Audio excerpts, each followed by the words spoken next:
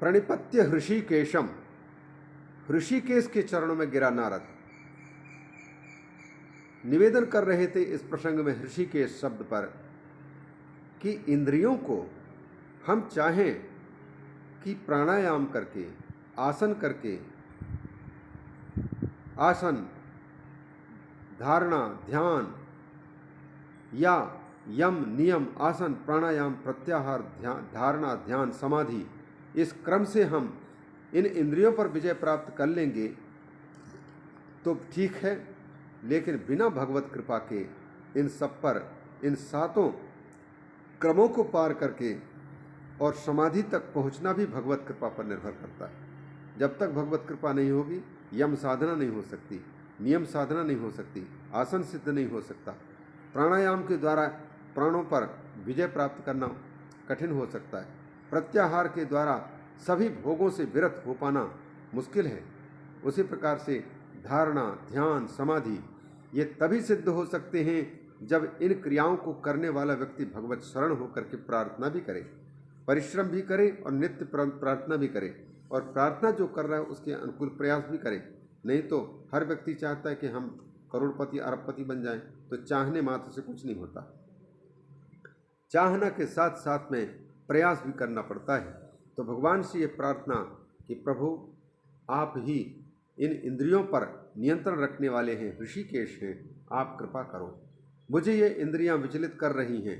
जैसे प्रहलाद ने निवेदन किया था कि भगवान एक ओर तो ये आँख कहती है हमें सुंदर सुंदर रूप दिखाओ, एक ओर ये कान कहती है कि हमें सुंदर सुंदर किसी के गप्पे सुनाओ, किसी के चापलूसी सुनाओ, किसी की निंदा सुनाओ, वो बातें प्रिय लगती हैं इनको, इन बातों को सुनने में बड़ा इंटरेस्ट है इनका का। ये त्वचा कहती है कि हमें सुंदर फोम के गद्दे दो, ऐसे में नींद नहीं आएगी।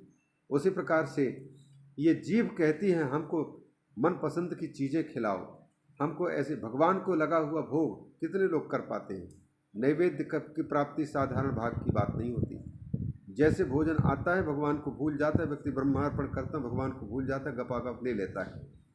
ये चटोरी जीभ चाहती है कि हमको हमारे इच्छानुकूल मिलना चाहिए। तो ये इंद्रियां, हर इंद्रिय को देखें, ये बिल्कुल एक पति की मानो 10 पत्नियां हो। तो दसों के दसों इंद्रियां कहती हैं हमको पत्नी की भांति। कोई कहती है कि हमारे लिए सुंदर केश सजाने के श्रृंगार ले आओ, कोई कहती है कानों में सुंदर पहनने की चीज़ दो, कोई कहते हैं सुंदर साड़ी हमको दो।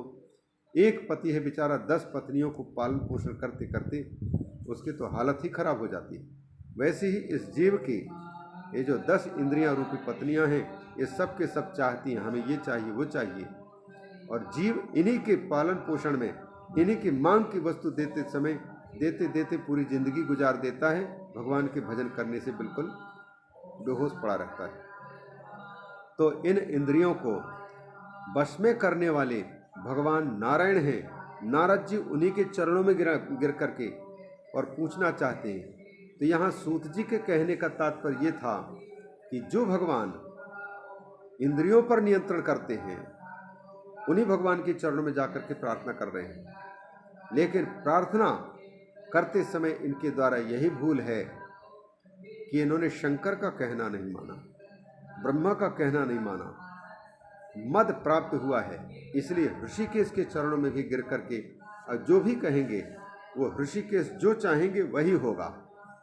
तुम्हारे मन के अनुकूल बातें जो हैं, कौन अनुकूल है इस चीज़ को तुम जानते नहीं हो। व्यक्ति मांग लेता है भगवान से हमें पुत्र चाहिए, हमें मकान चाहिए, हमें धन चाहिए, हमें परिवार, ये नौकरी चाहिए, दुनिया की चीज़ें मांग लेता है।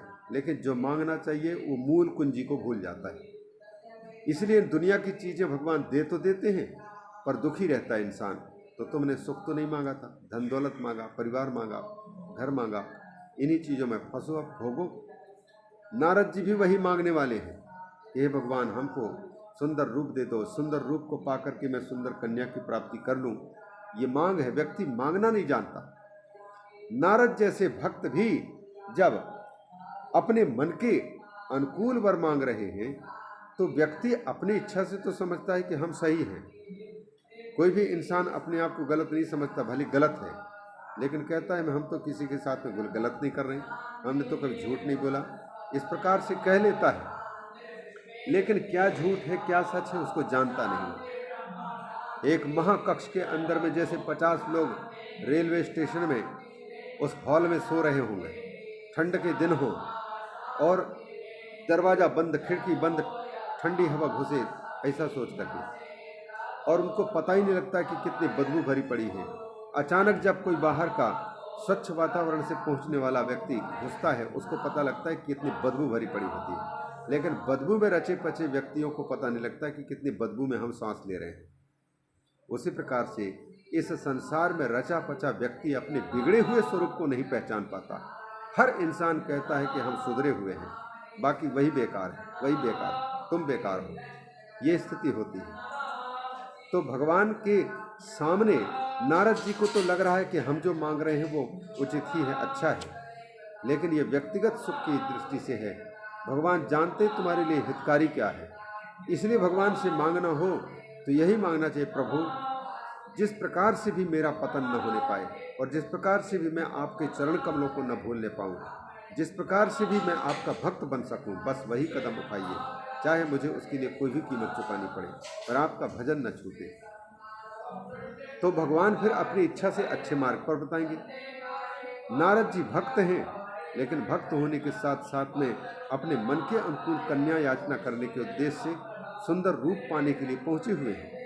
अतः कहते हैं ऋषिकेश, एक एक शब्द में इतने रहस्य भरे पड़े होते हुए ये वेदव्यास जी के शब्दों में कि कोई उनकी गहराई पर जाए तो घंटों एक एक शब्द के व्याख्यान होते हैं। प्रणिपत्य ऋषिकेशम वाक्य में तदुवाच। ऋषिकेश को प्रणाम करके नारद जी ने कहा, भगवान आप यद्यपि सब कुछ जानते हैं, ऋषिकेश हैं, मैं आपसे एकांत में कुछ बात करना चाहता हूँ। हम आपस की दोनों की बात है, तीसरे व्यक्ति को पता न लगने पाए, और जहाँ कहीं भी मांगने वाला व्यक्ति कहे कि एकांत में बात करना चाहता हूँ, बस उसी समय पहचान हो जाती कि धोखाबाज व्यक्ति जरूर है। एकांत में बात करने का मतलब है कुछ मांगेगा और मांग करके उस चीज़ को कोई तीसरा देखने वाला है नहीं और वह हजम कर जाएगा। ऐसा हमने भोगा भी है और लोग भोगते भी हैं। पैसा अगर किसी ने 1 लाख रुपए लिया और लेकर के कहने वाला कह दिया कि आपको दूंगा पैसा, इतना पैसा दूंगा, निश्चित रूप से नहीं देने वाला, क्योंकि एकांत में मांगा ही क्यों, तीसरा व्यक्ति क्यों साक्षी के रूप में रहने नहीं दिया। इसका मतलब है झूठ बोलने वाला है, दगाबाज है, और अवश्य रूप से ये पैसा हजम कर जाएगा। उल्टा पैसे को मांगने के कारण हमारा फिर चित्त विकृत होगा और इसके साथ झगड़ा भी होगा, पूरी मानसिकता बिगाड़ के रख देगा। ये बिल्कुल 100% सत्य है। एकांत में क्यों मांग रहा है, तीसरे व्यक्ति को मध्यस्थ क्यों नहीं होने दे रहा है, इस पर विचार करके ही तब उस चीज़ को पैसा देना चाहिए। जहाँ जिनके गवाह होते हैं उनके पैसे भी वापस नहीं हो पाते, वो भी उनको अनुकूल कर लेता है। साक्षी व्यक्ति उनके अनुकूल हो गया, झूठी गवाही दे देगा, आपका पैसा डूब सकता है। नारद जी कहते हैं रहस्य त्वाम प्रवक्ष्यामि, एकांत में मैं आपसे कुछ बातचीत करना चाहता हूँ, अपना निवेदन करना चाहता हूँ। भगवान तो पहले ही जानते हैं कि क्या कहना चाहते हो बच्चों, तुमको बताने की ज़रूरत नहीं, लेकिन फिर भी भगवान ने विचार किया कि ठीक है भक्त कह रहा है तो ऐसा करने दो। तो अपने पास में जो सेवक थे उनको कह दिया एकांत हमें। जब एकांत मिला तब नारद जी ने तथेत्युक्ते तथा भूते शिवेच्छा कार्यकर्तरी,